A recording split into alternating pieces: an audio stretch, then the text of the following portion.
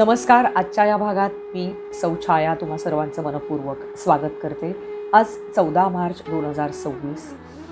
आजचा दिवस म्हणजे मराठी साहित्यातले ज्येष्ठ श्रेष्ठ उत्तुंग प्रतिभा लाभलेले कवी श्रीयुत सुरेश भट यांचा पुण्यस्मरण दिवस.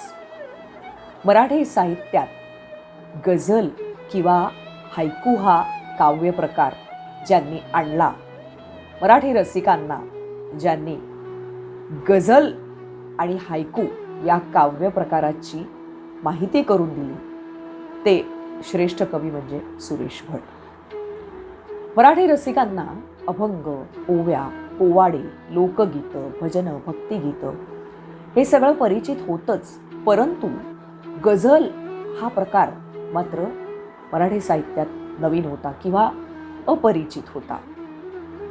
खऱ्या अर्थानं म्हणायला गेलं तर गझलला मराठी रसिकांच्या मनात मान आणि स्थान मिळवून देणारे म्हणजे कवी सुरेश भट.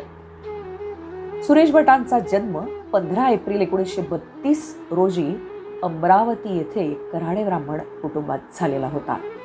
त्यांचे वडील श्रीधर भट हे डॉक्टर होते आणि त्यांच्या मातोश्री श्रीमती शांता श्रीधर भट यांना कवितेचा खूप छंद होता. म्हणूनच कदाचित सुरेश भटांना सुद्धा कवितेची आवड निर्माण झाली असावी.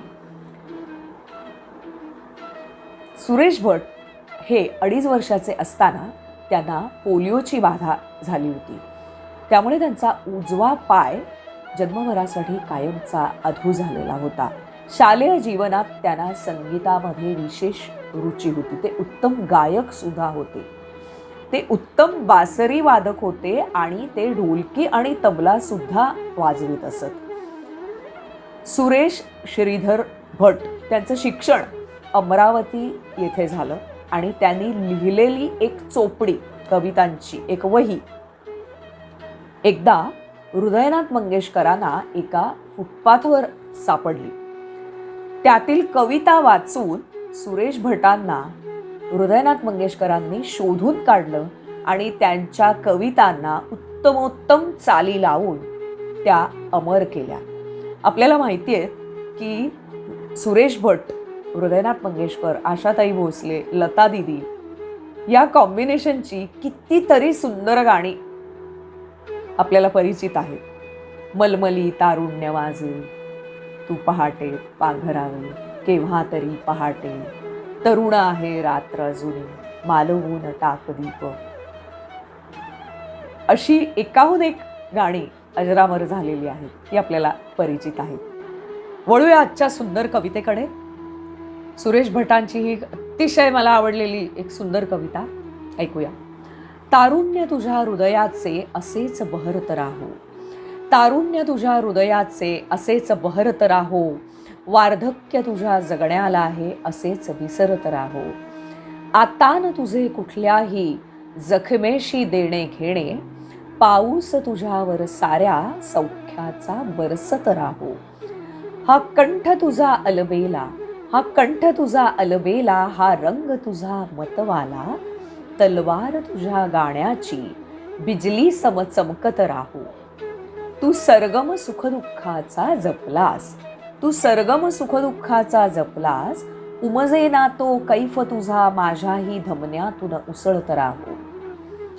तुझं बघून हटल्या मागे आलेल्या वादळ लाटा, तुझं बघून हटल्या मागे आलेल्या वादळ लाटा, सुखरूप तुझ्या गीतांचे गझलांचे गलबत राहो. तू अमृतमय मद्याचा खळखळता अक्षय प्याला, तू अमृतमय मद्याचा खळखळता अक्षय प्याला, एकैक घोट सुकलेल्या शब्दांना फुलवत राहो.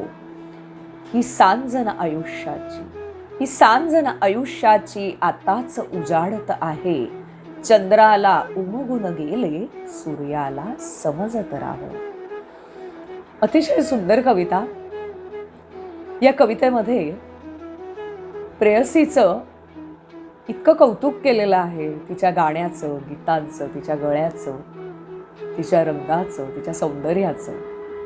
पहिल्या कडव्यामध्ये ते म्हणतात तारुण्य तुझ्या हृदयाचे असेच बहरत राहो, वार्धक्य तुझ्या जगण्याला आहे असेच विसरत राहो. आता न तुझे कुठल्याही जखमेशी देणे घेणे, पाऊस तुझ्यावर साऱ्या सौख्याचा बरसत राहो. म्हणजे तू अशीच चिरतरुण राहा. कुठल्याही सुखदुःखाशी तुझं आता देणं घेणं नाही. हा सुखाचा सौख्याचा पाऊस सदैव तुझ्यावर बरसत राहू दे. हा कंठ तुझा अलबेला, हा रंग तुझा मतवाला, तलवार तुझ्या गाण्याची बिजली सम चमकत राहो. तुझा हा अतिशय अलबेला असा सुस्वर कंठ, त्याचबरोबर तुझा रंगही मतवाला, तुझ्या गाण्याची ही तलवार अशीच बिजली सम चमकत राहो. तू सरगम सुखदुःखाचा जपलास, उमजे ना तो कैफ तुझा, माझ्याही धमन्यातून उसळत राहो. माझ्यामध्ये सुद्धा तुझं गाणं असंच माझ्या धमन्यांमधून उसळत राहू दे, असं ते म्हणतात. पुढे ते म्हणतात, तुझं बघून हटल्या मागे आलेल्या वादळ लाटा, सुखरूप तुझ्या गीतांचे गझलांचे गलमत राहो. तुझं गाणं इतकं सुस्वर आणि सुंदर आहे की आलेल्या सगळ्या वादळ लाटासुद्धा तुझं बघून हटल्या मागे, त्या लाटा वादळ लाटासुद्धा परत गेलेल्या आहेत. तुझ्या गीतांचं गझलांचं हे गलबत असंच सुखरूप राहू दे. प्रत्येक वादळापासून त्या गलबताचं संरक्षण होऊ दे. पुढे ते म्हणतात, तू अमृतमय मद्याचा खळखळता अक्षय प्याला, एकैक घोट सुकलेल्या शब्दांना फुलवत राहो.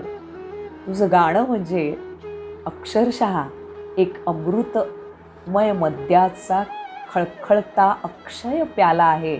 आणि शब्द जरी सुकले असतील तरी एकैक घोट सुकलेल्या शब्दांना फुलवत राहो. शेवटी असं म्हटलेलं आहे की ही सांजन आयुष्याची आताच उजाडत आहे, चंद्राला उमगून गेले सूर्याला समजत राहो. ही आयुष्याची सांज नाही आहे, आत्ताशी पहाट होतीये, आत्ताशी उजाडतंय आणि हे चंद्राला उमगून गेलेलं आहे, सूर्याला मात्र हे समजत राहू देत. अशी सुंदर कविता. आज 14 मार्च, आज त्यांचा पुण्यस्मरण दिवस.